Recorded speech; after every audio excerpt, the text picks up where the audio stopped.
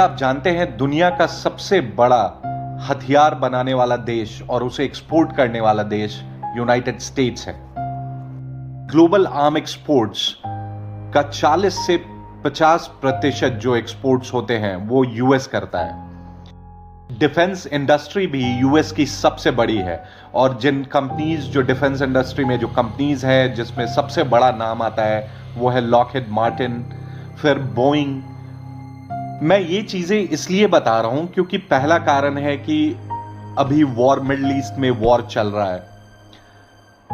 दूसरा कि यूएस क्योंकि सबसे बड़ा मैन्युफैक्चरर है वेपन्स का, हथियार का, फाइटर जेट्स का, तो वो जेट्स और हथियार तभी बिकेंगे, यूएस तभी बेच पाएगा दूसरे देशों को जब उसकी जरूरत होगी। और उस हथियारों की जरूरत, फाइटर जेट्स की जरूरत कब पड़ती है? जब वॉर होता है।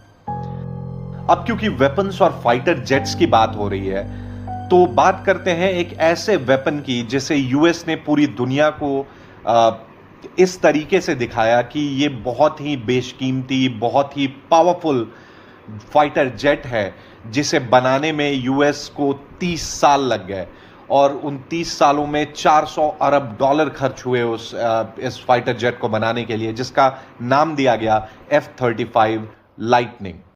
अब इस F-35 जेट को अमेरिका ने एक एयरक्राफ्ट की तरह नहीं, एक ग्लोबल पावर सिंबल की तरह से प्रेजेंट किया। अनडाउटेडली इन एयरक्राफ्ट्स में कुछ तो ऐसे टेक्नोलॉजिकल एडवांसमेंट्स होंगे कि जिस वजह से दुनिया के बड़े बड़े देश जैसे कि ऑस्ट्रेलिया, जापान, कोरिया पर बीते कुछ दिनों में जब F-35 का यूज हुआ तो ईरान ने जवाबी हमले में अपनी बैलिस्टिक मिसाइल से इस F-35 लाइटनिंग को घायल कर दिया और उसके साथ ही F-15 एयरक्राफ्ट्स और 12 ऐसे ड्रोन्स जिसे अमेरिका प्रेशियस बताता था, उन ड्रोन्स को भी ईरान की मिसाइल्स ने डिस्ट्रॉय कर दिया है रिपोर्ट्स के अनुसार।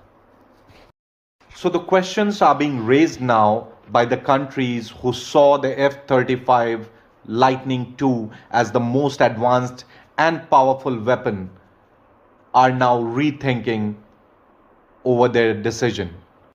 जब ईरान ने क्लेम किया कि F-35 को उन्होंने मार गिराया है, घायल कर दिया है, F-15 को मार गिराया है, तो सवाल उसकी क्रेडिबिलिटी पे भी उठने लगे हैं। सवाल ये है कि क्या ये सही में पावरफुल जेट था या फिर एक नैरेटिव सेट किया गया वर्ल्ड आर्म्स मार्केट में इसे बेचे जाने के लिए।